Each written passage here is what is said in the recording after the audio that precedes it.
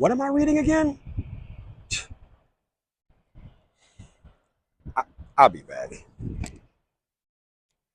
Four Chicago police officers face dismissal for allegedly stealing cash and drugs, lying about gun seizures. Here we go. So it's important to read the story because as you dive into it, what did it start with? COPA's probe, and COPA is the Civilian Office of Police Accountability. Their probe started with the recovery of a little purple handgun tucked inside of a woman's bag as she stood at a bus stop on the night of October 5th, 2021, during COVID.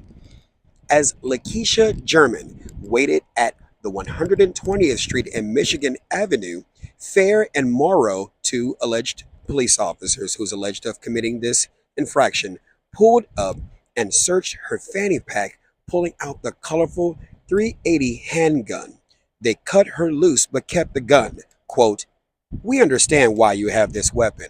We'll let you go," end quote. An officer told German, a legal gun owner who didn't have a license to carry the handgun in public.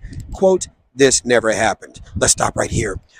First of all, you're not a legal gun owner if you have your gun in your purse in the public, because that means you only have a firearm owner's identification card pursuant to 430 ILCS Act 65, which is the Firearm Owner Identification Act. You are only allowed to possess and purchase a firearm, stun gun, taser, or ammunition in your home and then have it on that premises unless you are legally transporting that gun unloaded, cased, and not immediately accessible.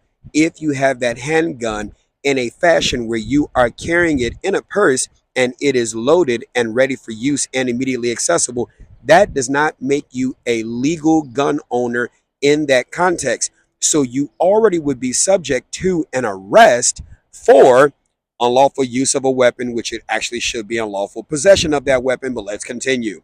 After hearing those parting words and realizing the officer had taken the gun, German told the Chicago Sun-Times she knew there was, quote, "some BS going on," end quote.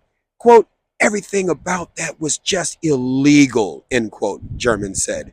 Quote, "Everything about that was just wrong," end quote. She fi- she filed a complaint at the Calumet District Police Station, where officers were assigned to a tactical team spurring Copa's investigation. You know how many people would have been glad that the officers let them go instead of charging them with what could have been a felony charge? Now, granted, let's talk facts.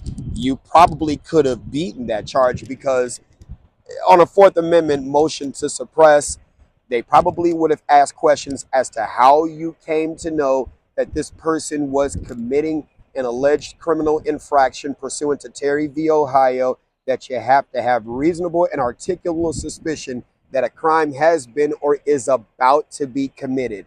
So, on a Fourth Amendment motion to suppress the arrest or quash the evidence or whatever it's called, you lawyers get what I'm saying. There would have been a discussion around how the officers even came to that. But let's just say they were able to, defeat that Fourth Amendment motion to quash, right? You caught a break. You caught a break. And this is perhaps, okay, whatever. You read the rest of the article, there's questionable things in there, but I'm just looking at that particular part of the article. You caught a break. So now, I mean, officers, you want to talk about exercising discretion. And then when an officer exercises discretion and then takes your gun from you and then lets you go, you go to the police station and file a complaint. God damn it. Officers, lock them all up. This instructor Mike, and God damn it if you ain't been trained. Follow my ass. Oh, I can't believe this shit.